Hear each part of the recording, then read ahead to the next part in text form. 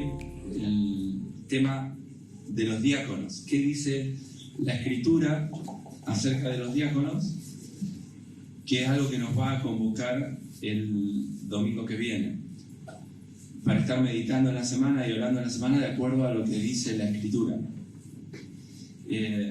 Pero, como siempre, al estudiar la palabra uno encuentra sencillez y utilidad para casi todas las cosas. Entonces no solo va a ser útil para lo que vamos a ver el domingo que viene, sino que nos marca algunos principios interesantes para la vida de todos aquellos que quieran servir al Señor. ¿Alguien sabe lo que quiere decir diácono?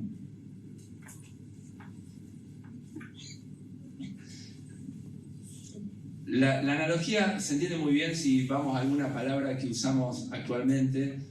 Por ejemplo, hay montones, pero agarremos alguna. ¿Alguien sabe lo que quiere decir bullying? ¿Cómo traducirían bullying al español? Discriminar, torear, bueno, torear, sí. Matonear.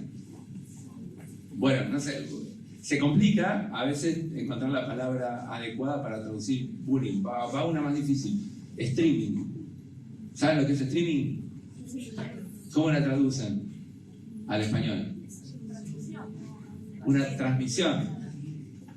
Pero como la de la radio, por ejemplo, la radio es una transmisión.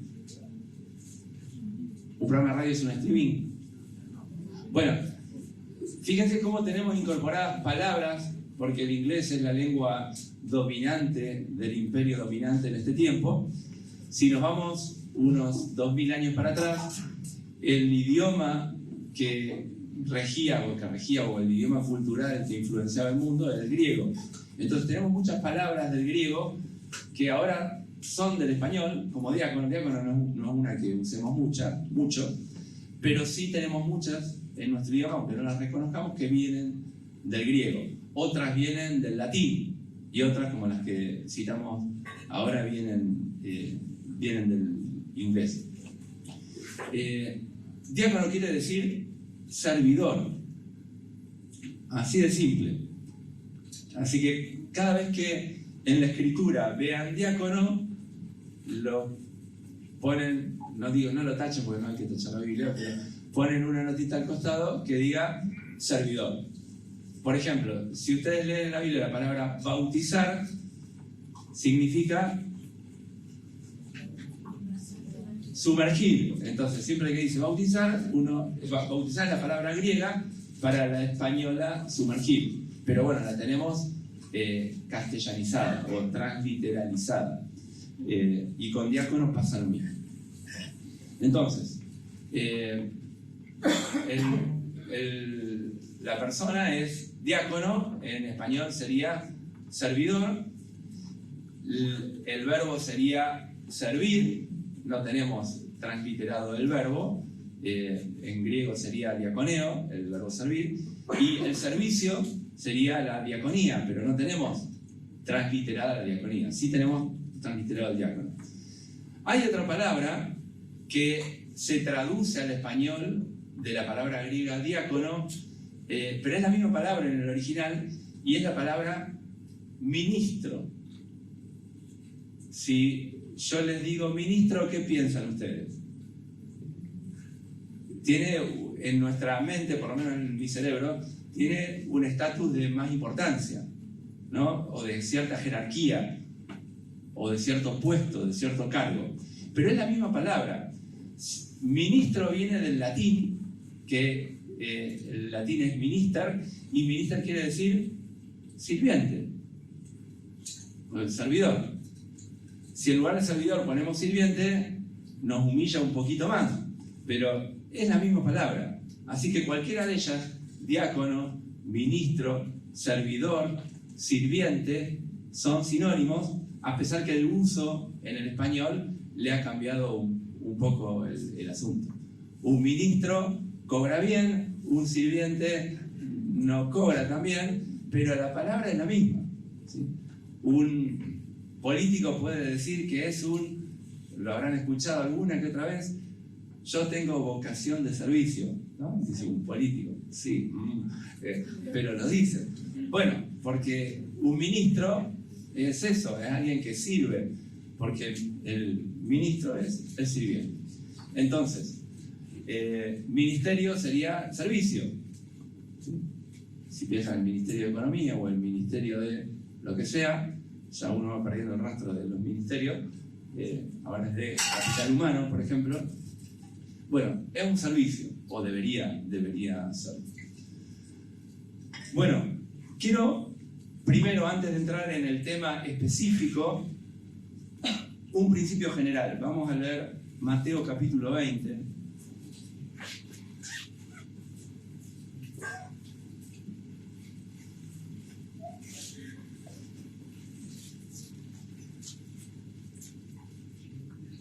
Está muy bueno el contexto, pero bueno, voy a comentar el contexto.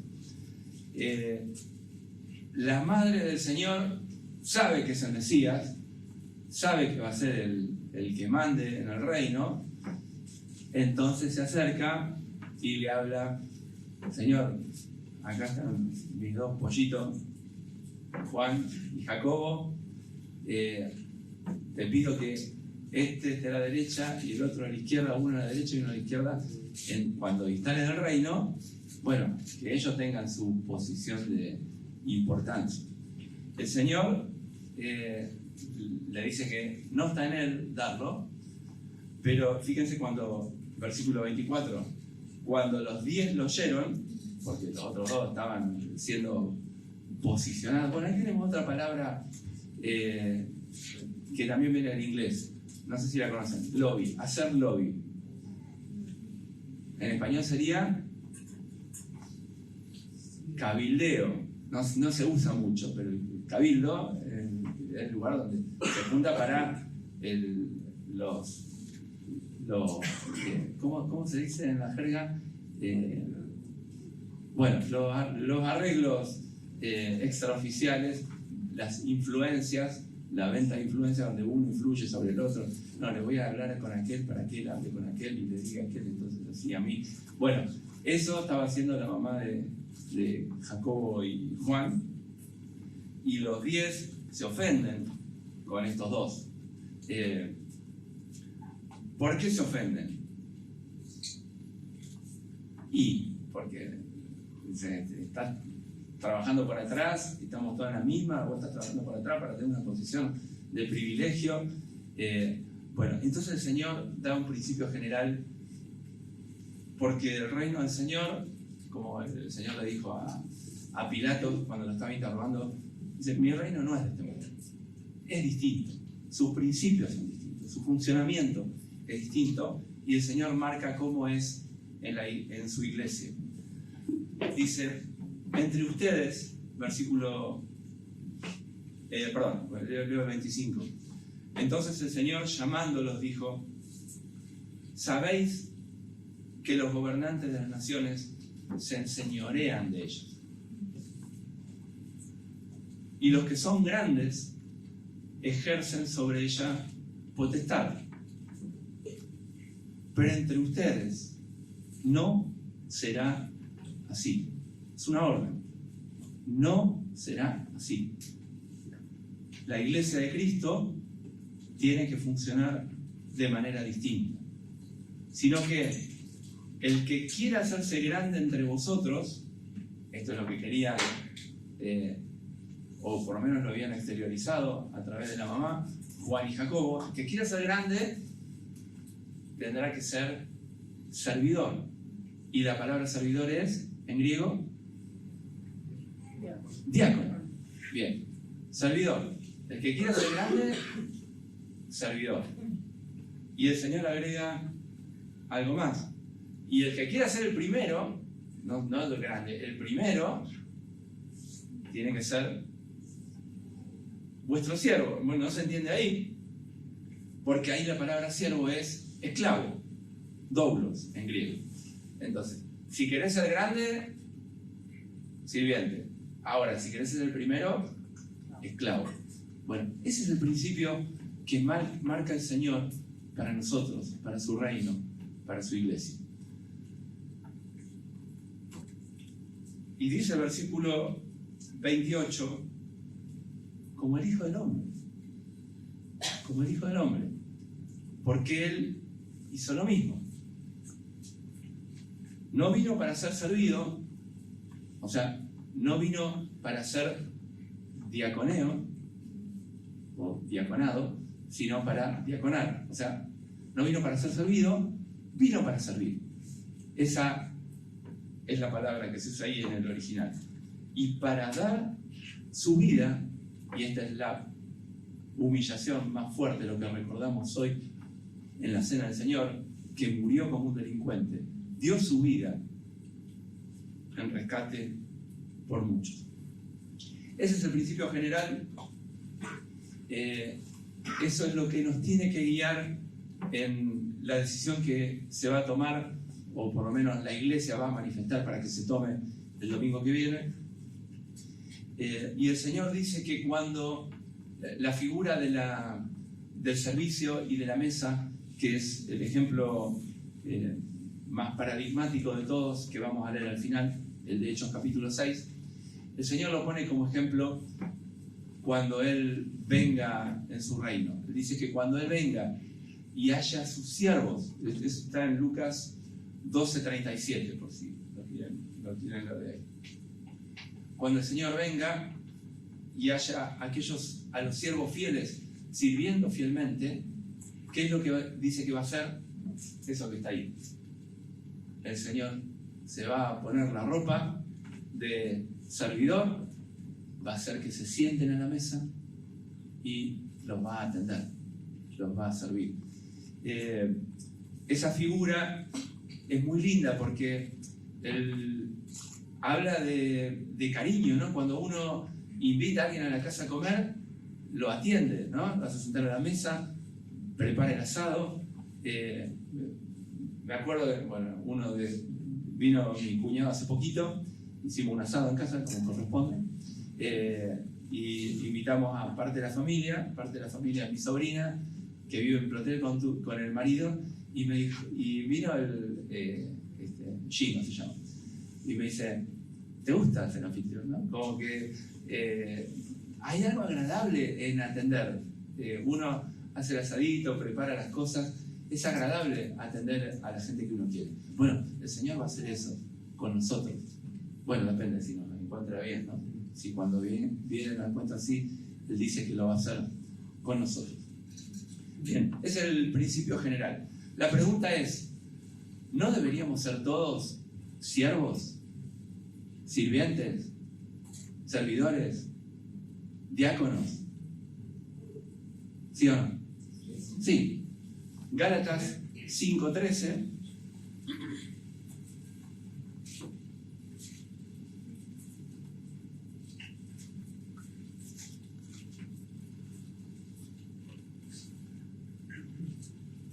dice, nosotros hermanos, describe una iglesia que tenía problemas con el legalismo, y dice, nosotros hermanos, o vosotros hermanos, perdón, a libertad fuisteis llamados.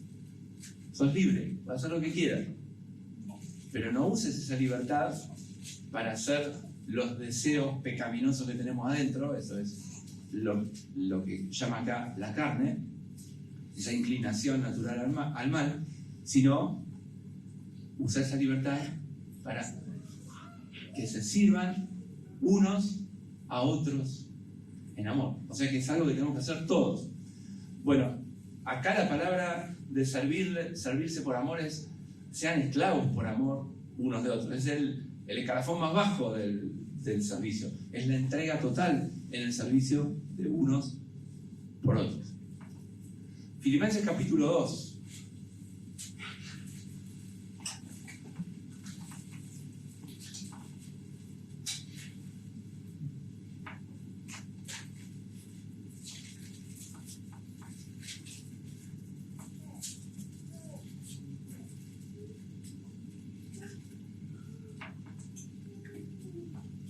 Versículo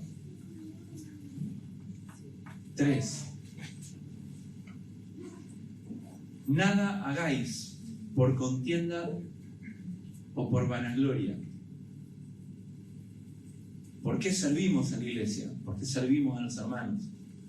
No hagas nada por contienda ni por vanagloria. Antes, hacelo con humildad, estimando cada uno de los demás como superiores a él mismo. Como que la necesidad de los demás esté por encima de la mía. Versículo 4, no mirando, de nuevo está resaltado o aclarado el concepto, no mirando cada uno lo suyo propio, no mirando mis necesidades, sino cada cual también por los otros.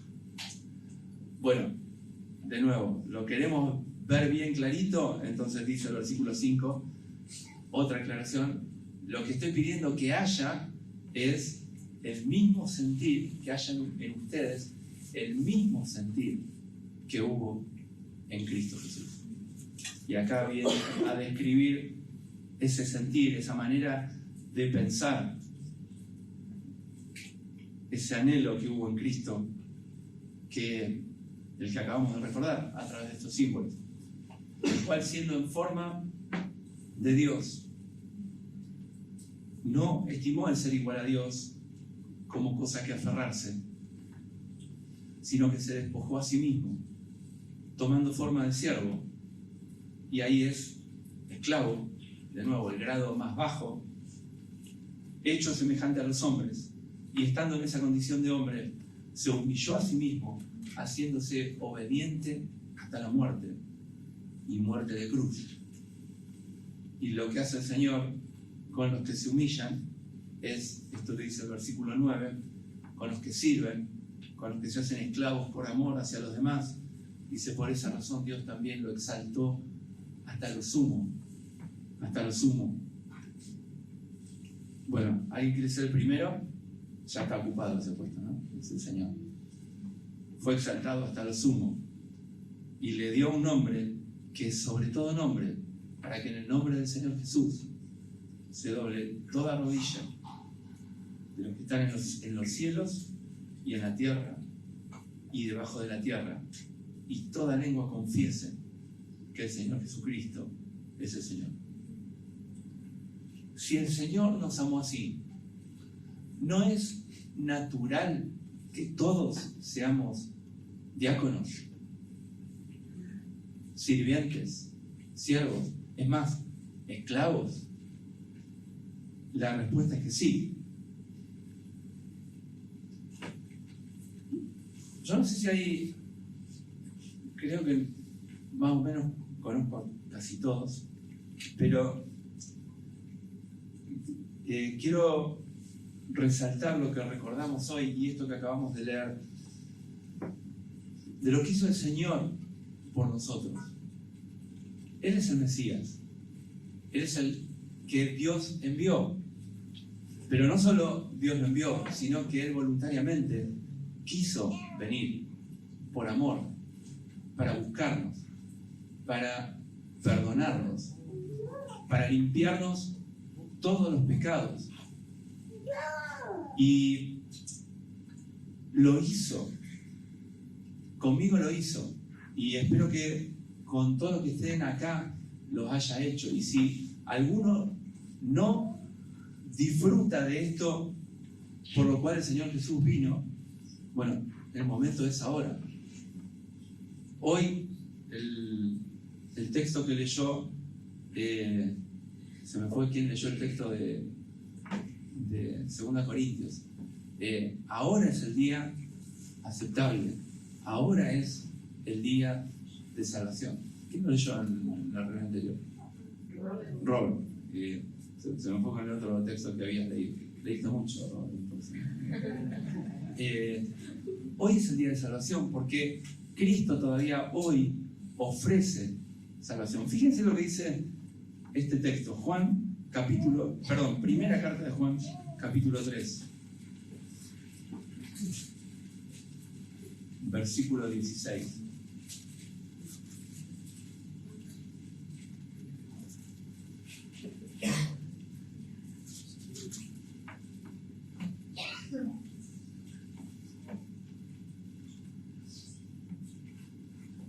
Pensemos en el pasaje que recién leímos de Filipenses.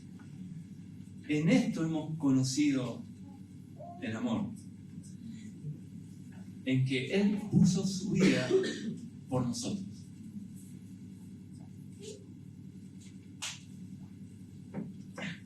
¿Conociste esto?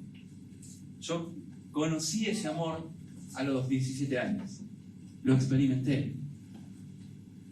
Conocí que el Señor puso su vida por mí cuando tenía esa edad.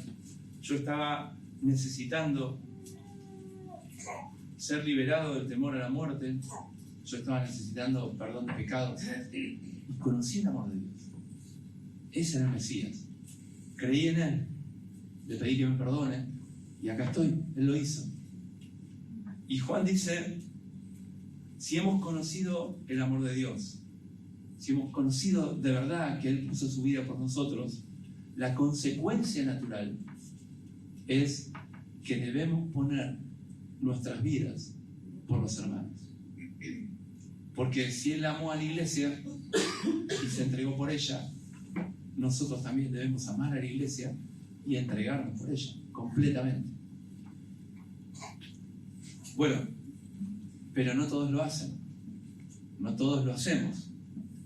Y por eso hay que reconocer a los que lo hacen. Y de eso se trata el reconocimiento de los diáconos. Así que vamos a leer algún texto referido a eso. Este lo leí en la semana. Primer carta de Pablo a los Corintios,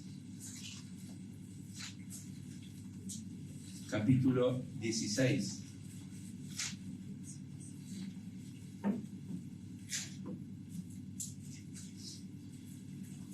Versículo 15.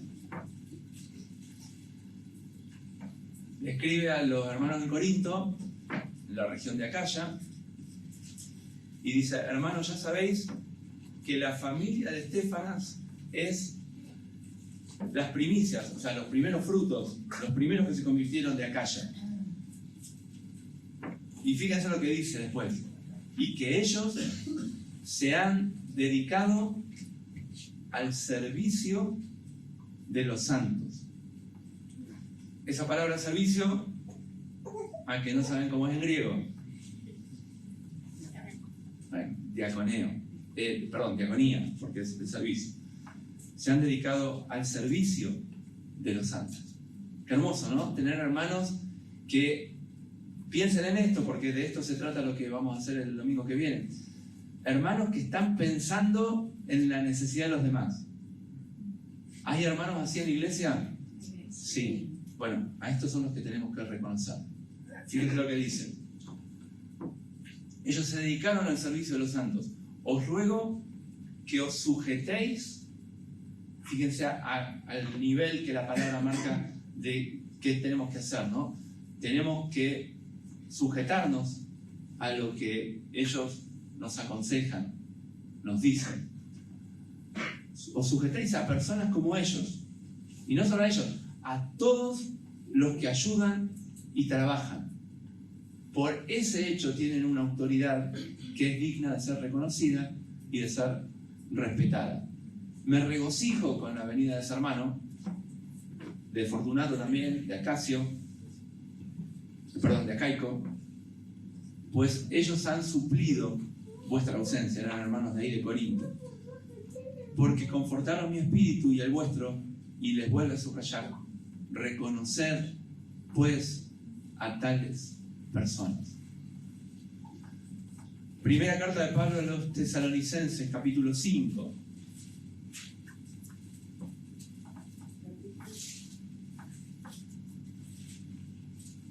Versículo 12.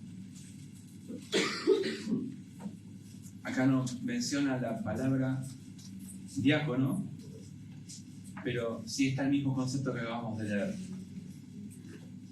Os rogamos, hermanos, versículo 12, estoy leyendo,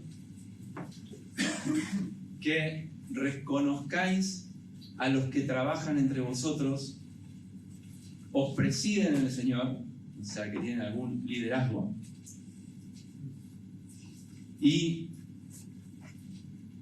esta nos gusta mucho, pero hay que reconocer, a los que nos amonestan, ¿sí? A los que exhortan, a los que nos reconvienen,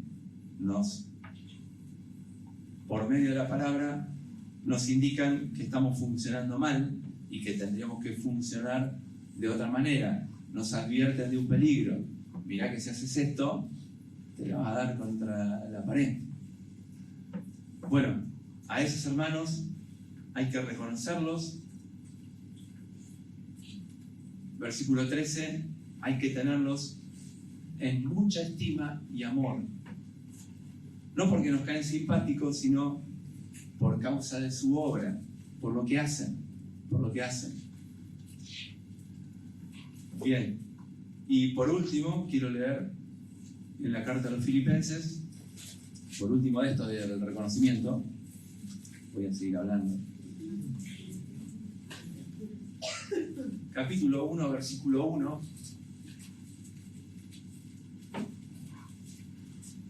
Hasta en las salutaciones tenemos instrucción bíblica. Dice: Pablo y Timoteo, siervos de Jesucristo, a todos los santos en Cristo Jesús que están en Filipos, le escriben la iglesia, a toda la iglesia, a todos los santos, con los obispos y diáconos. Es decir, que había un grupo que eran los obispos, los pastores, los sobreveedores, los ancianos, los pastores, y había un grupo que eran los diáconos. O sea que la iglesia reconocía quiénes eran estas personas, reconocía quiénes eran los ancianos, o obispos, o pastores, se usa intercambiablemente esta palabra, y reconocía también quiénes eran los diáconos. Así que, si bien todos tenemos que ser servidores por amor, la iglesia debe reconocer a los que lo están haciendo. Es un mandamiento. Y, por ejemplo, acá esta iglesia sabía quiénes eran. Bueno, así que, ¿cuáles son los requisitos? Además del servicio, que es el centro del corazón, debe haber algunas condiciones que tienen que cumplir los hermanos que sean reconocidos públicamente. Primera carta de Pablo a Timoteo, capítulo 3. Ahí tenemos los requisitos que deben cumplir los pastores, en primer lugar, del versículo 1 al versículo 7, y del versículo 8 al versículo 13, los diáconos.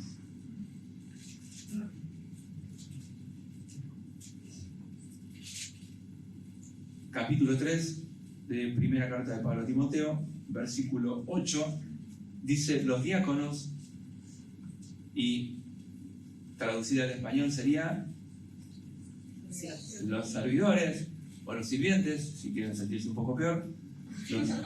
Los diáconos asimismo deben ser honestos. ¿Alguien tiene otra traducción que no sea la Reina Valera 60? Respeto. Dignos de mucho respeto. Dignos de respeto. Que lleven una vida que nadie tenga por criticar. Bien. Honorables, serios, dignos de respeto. Sería variantes que por ahí van mejor que honestidad. Sin doblez. Bien, esa es la que sigue. Esa es la palabrita que sigue. La primera es esa. Seriedad. No que no haga chistes, sino que se tome en serio lo que vive la fe que tenemos, ¿no? Que se tome con seriedad este asunto del servicio a la congregación.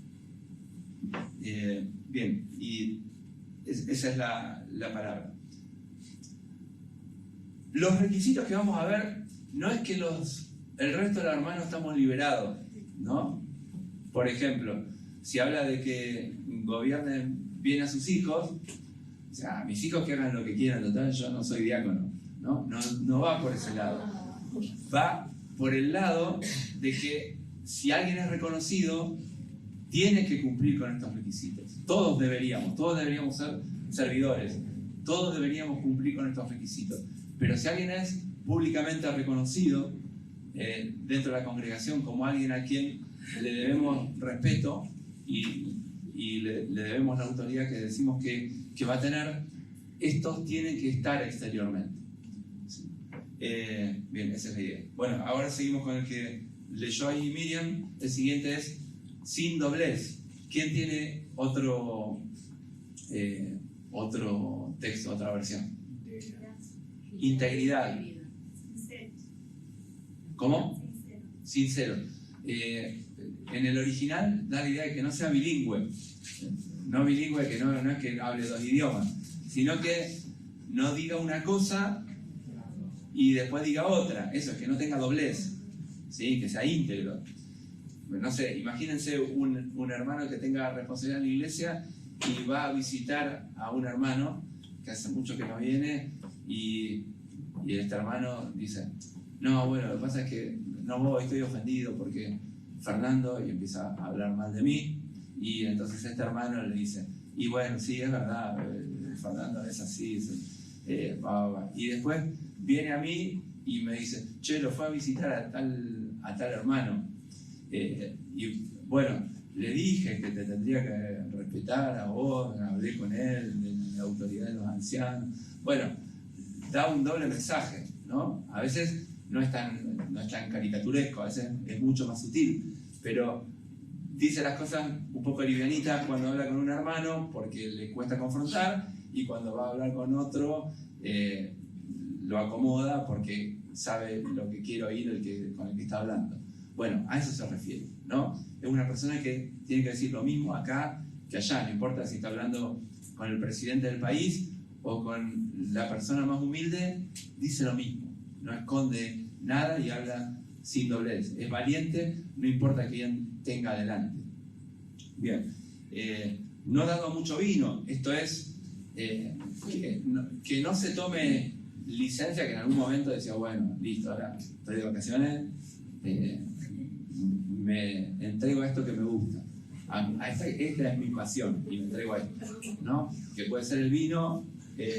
Digo, bueno, acá estoy de vacaciones, estoy en una cabañita en Loncopué, no me ve nadie, bueno, y ahí sí hago lo que me parece. Bueno, no, esa integridad tiene que estar en todo, tiene que tener dominio propio. El siguiente punto que dice ahí es: porque parte del oficio tenía que ver con que a veces los diáconos servían, bueno, en su mayoría, administrando los bienes, ¿no? Y sirviendo a las mesas, atendiendo las necesidades de los hermanos, lo que acá llamamos por ahí el servicio de ayuda mutua. Entonces tiene que ser alguien no deshonesto con el dinero. Perdón que me perdí con el versículo 8 al final. No codicioso de ganancias deshonestas, es decir, es honestos en el manejo del dinero, no avaros, no codiciosos de algo que no proceda honestamente. Lo que tienen, lo tienen porque lo han ganado con su trabajo. Versículo 10. En la iglesia, a ver, este reconocimiento a los diáconos, a los pastores, en algunos lugares es un reconocimiento con dinero. No lo tenemos en nuestra congregación, no hay un pago hacia los que somos pastores. Bueno, por las dudas, por si no todos lo tienen que saber, los pastores de la iglesia son Marcelo, Isaac y yo. No recibimos un salario por el trabajo. Entendemos que se podría bien hacer si una persona está dedicada a tiempo completo a la tarea. No es algo que la palabra niegue, sino que a veces la palabra a veces manda de que los que gobiernan bien y se ocupan en predicar sean tenidos por dignos de doble honor, pero no es nuestro caso. Cada uno de nosotros tenemos nuestro sustento. Pero habla de esto, ¿no? De que una persona que va a ser diácono posiblemente tenga administración de dinero, tiene que ser una persona que en este punto sea irreprensible. Bien, versículo 9. Que guarden el misterio de la fe con limpia conciencia. ¿Quién tiene otra versión? Tienen que estar comprometidos con el ministerio de la fe que ahora ha sido revelado, y vivir con la conciencia limpia. Bien, comprometidos con la palabra, ¿no? Eso, con lo que enseña la palabra. No que la conozcan de manera livianita, sino que la vivan de verdad, que son comprometidos con la palabra. Bien, me gustó esa traducción. Eso, que guarden el misterio de la fe, eso, que sean celosos por lo que dice la palabra. Versículo 11. Las mujeres... nos salteamos algo importante. No, nos salteamos, no, yo me salteé. Y estos, dice el versículo 10, también sean sometidos a prueba primero y entonces ejercerán el diaconado si son irreprensibles.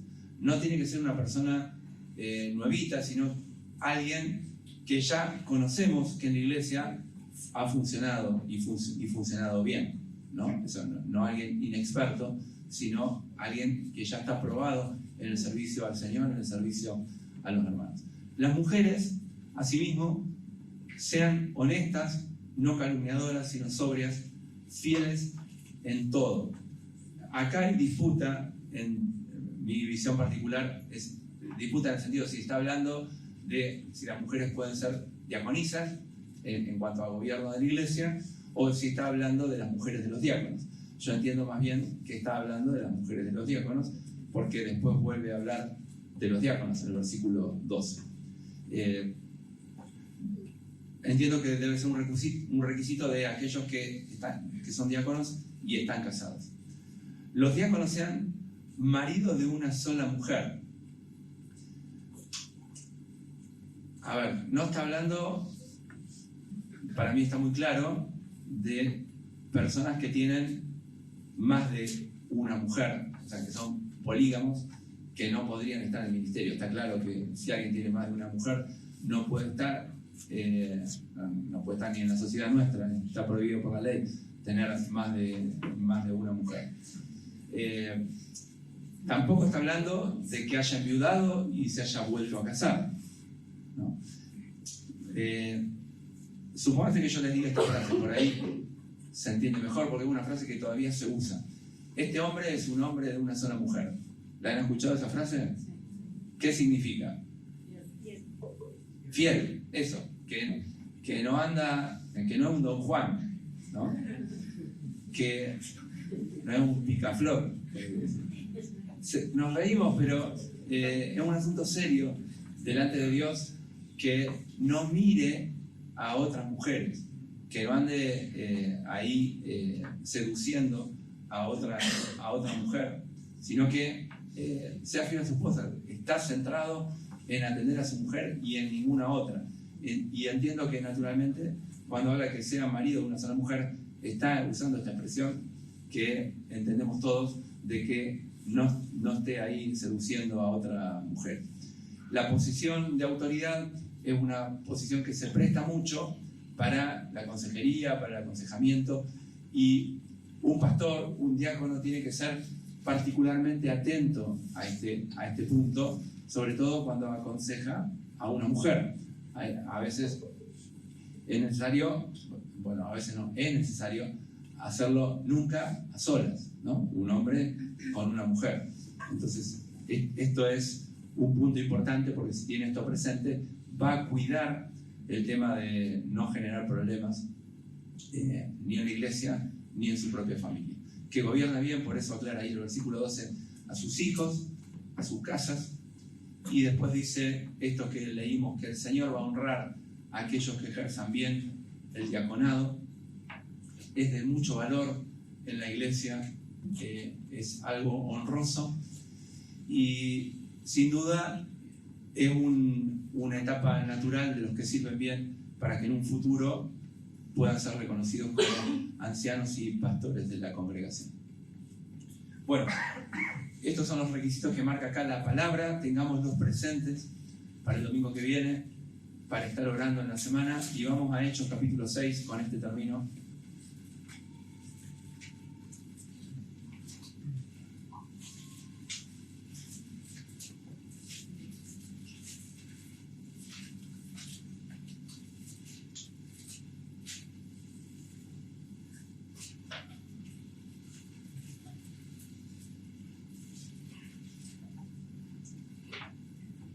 6 de Hechos, capítulo 6 de Hechos, versículo 1. Perdón, voy a leer primero el 3. Para vincularlo con esto, después leemos todo el texto.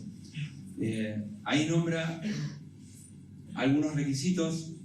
Pedro dice: busquen pues, hermanos de entre vosotros, a 7 varones de buen testimonio, llenos del Espíritu Santo y de sabiduría, a quienes encarguemos este trabajo. Ahora leemos el contexto, creo que se va a entender, pero me centro ahora en los requisitos para vincularlo con lo que leímos recién de la carta de Pablo a Timoteo. ¿Qué requisitos pone ahí?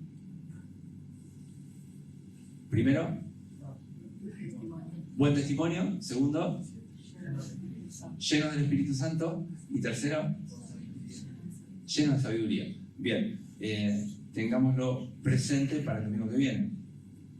No votamos a nadie, llamamos a los pastores. Bueno, tengámoslo presente. Javi dijo 7. Cuando iba a pasar acá adelante me dijo 7. ¿Por qué 3? Bueno, podemos después hacer otra y dijimos 4 más. Bueno, leemos todo el pasaje. Versículo 1. En aquellos días, como creciera el número de los discípulos, fíjense el contexto. Acá vamos a ver cómo se formaliza este reconocimiento. Como creciera el número de los discípulos, que entendemos que es algo que nos está pasando, hubo murmuración, que entendemos que no es algo que nos está pasando, de los griegos, o sea, de los judíos, de los llamados helenistas, que provenían de habla griega, ¿no? de la tierra de Judea, contra los hebreos, esto eran los judíos que sí eran de Judea, de que las viudas de aquellos, o sea, de los helenistas, eran desatendidas en la distribución diaria. Perdón, ¿alguien tiene un título en el inicio del capítulo 6? ¿Título? Elección de 7 diáconos. Bien, elección de los 7 diáconos. Acá 7 hombres escogidos para servir. 7 hombres escogidos para servir. 7 ayudantes. 7 ayudantes. Bueno, si leemos la versión Reina Valera, del versículo 1 al 7, la palabra diáconos no está, salvo en el título, que no es lo que escribió Lucas. El título no lo escribió Lucas. El texto sí, lo escribió Lucas. Y cuando dice ahí distribución diaria, la palabra distribución es servicio diario. Y servicio es diaconía. Bien, es la palabra griega que se traduce en español, se translitera como diácono. Bueno, versículo 2. Entonces los 12 convocaron a la multitud de los discípulos y dijeron: no es justo que nosotros dejemos la palabra de Dios para, y ahí de nuevo la misma palabra, servir, el diaconeo, el verbo, a las mesas. Entonces, esta es la manera en que tenemos un ejemplo en el que se reconocen hermanos para servir, para ser diáconos. Buscad pues, hermanos de entre vosotros, a 7 varones de buen testimonio, llenos del Espíritu Santo y de sabiduría, a quienes encarguemos de este trabajo o de este asunto. Y nosotros persistiremos en la oración y en el ministerio de la palabra. Esa palabra ministerio, a que no adivinen cuál es. Bien, el servicio de la palabra o la diaconía de la palabra, el ministerio, no tiene otro nivel de importancia el uno y el otro, ¿sí? Las dos cosas son importantes, no hay una jerarquía. Hay 2 servicios que tienen que ser atendidos y es importante que en cualquier servicio que sea atendido en la congregación estén estos requisitos, todos estos requisitos. Bueno, versículo 5.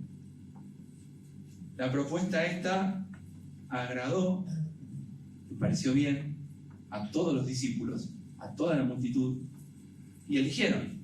Bueno, no dice cómo, no está el formato de la elección. Lo vamos a hacer de una manera, el domingo que viene lo vamos a comentar. Va a ser sencillo, cada uno va a poner los nombres que le parece. Pero el tema es que eligieron. La congregación se expresó con estos preceptos.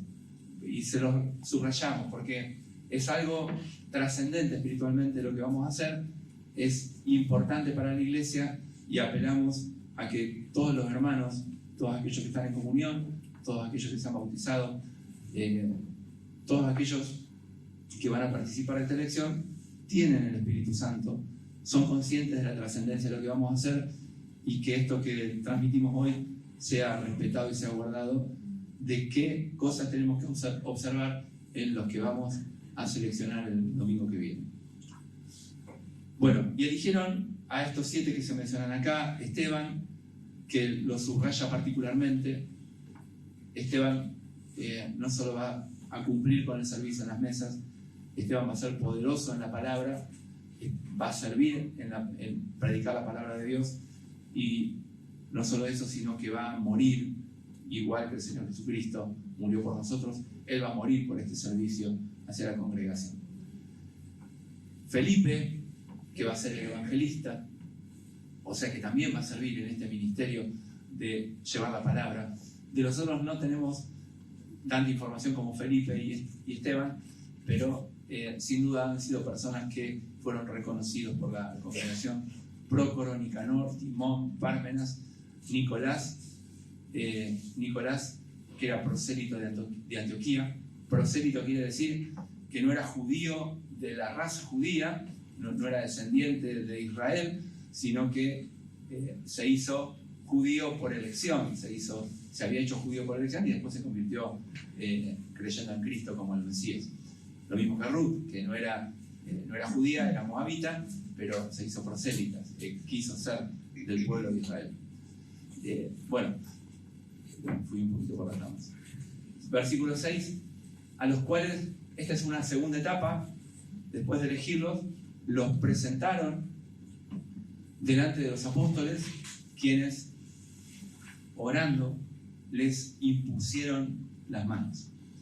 Imponer las manos, recuerden que era una época en la que no había micrófono. En esa época había una multitud de discípulos, miles de discípulos reunidos, y se hace un reconocimiento público, una señal pública, un símbolo público de reconocimiento era la imposición de manos. Así como el sacerdote en el Antiguo Testamento imponía las manos sobre el animal que se iba a sacrificar, ¿sí? Esa figura la tenemos en el Antiguo Testamento, en nombre de todo el pueblo imponía las manos sobre el animal, se identificaba con el animal, confesaba los pecados del pueblo, y el cordero era degollado por los pecados de todo el pueblo.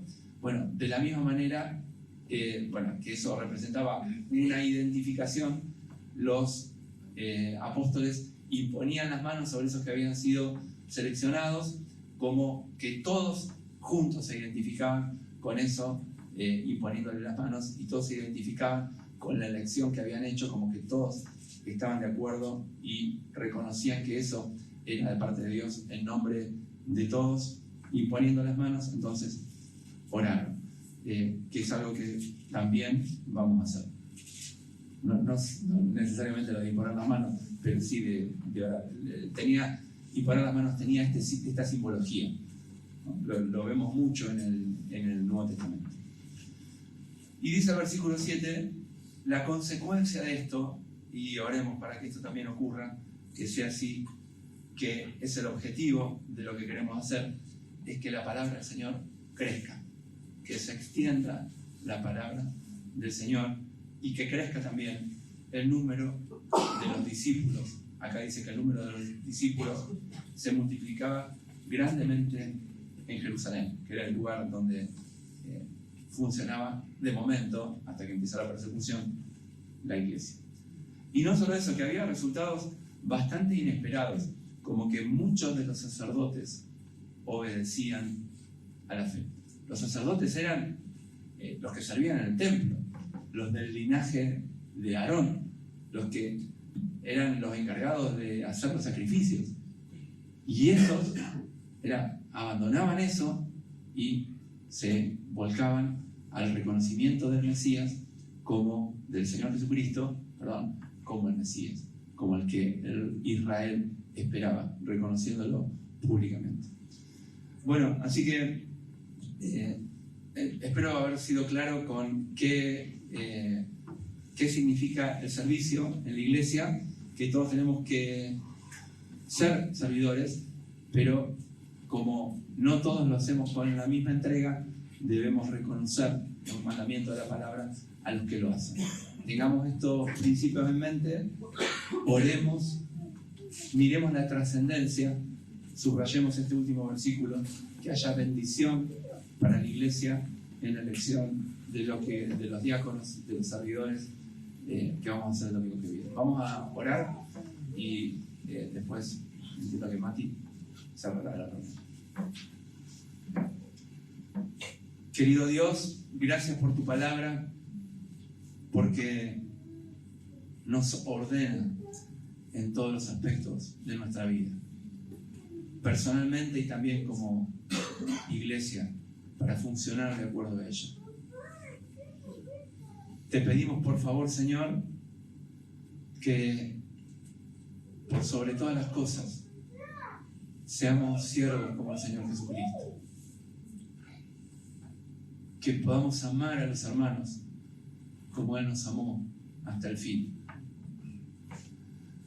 Y te pedimos de manera especial para que el domingo que viene la iglesia, con temor tuyo, sabiendo que lo que estamos haciendo es trascendente para tu obra, pueda elegir a los hermanos, reconocer a los hermanos que están trabajando entre nosotros, sirviendo por amor a la congregación. Y que a través de esta decisión, Señor, haya bendición para esta congregación.